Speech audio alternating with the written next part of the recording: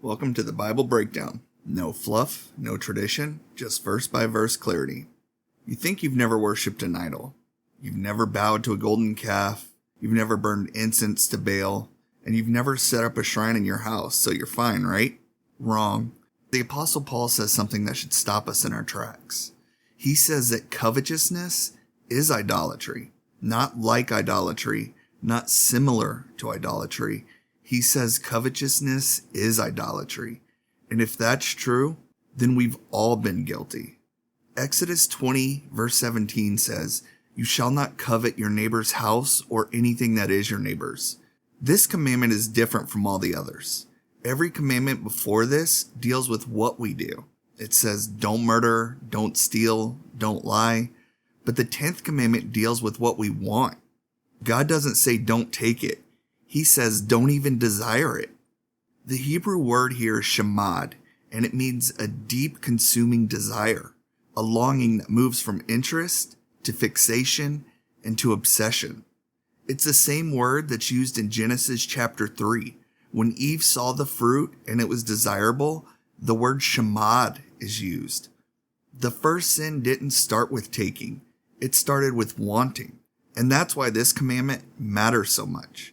Because every other commandment flows from this one. People steal because they covet.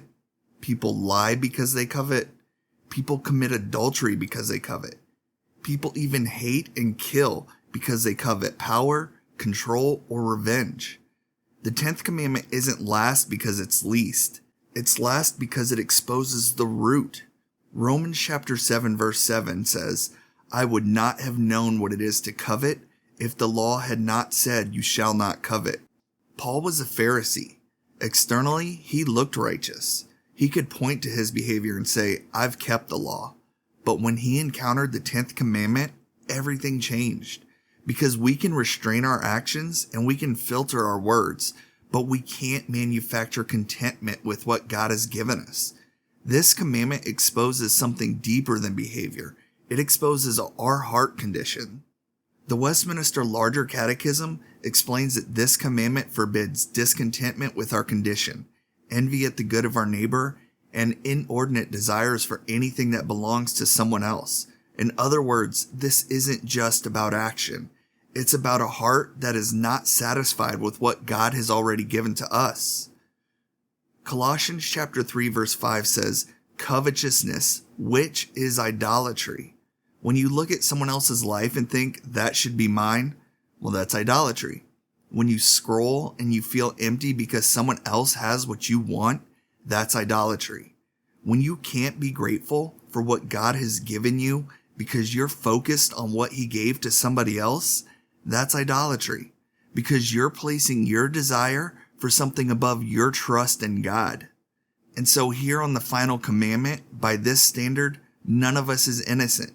James 4 verses 1 through 2 say, "You desire and do not have, so you fight." The problem isn't just what we do, it's what we want. Every commandment we've studied in this series starts right here, in the heart. But this is where the gospel changes everything. Jesus Christ never coveted, not at all. He had all of heaven and He gave it up for us. Philippians chapter 2 says He did not even grasp at equality with God. While we were constantly grasping for more, He was letting go of everything.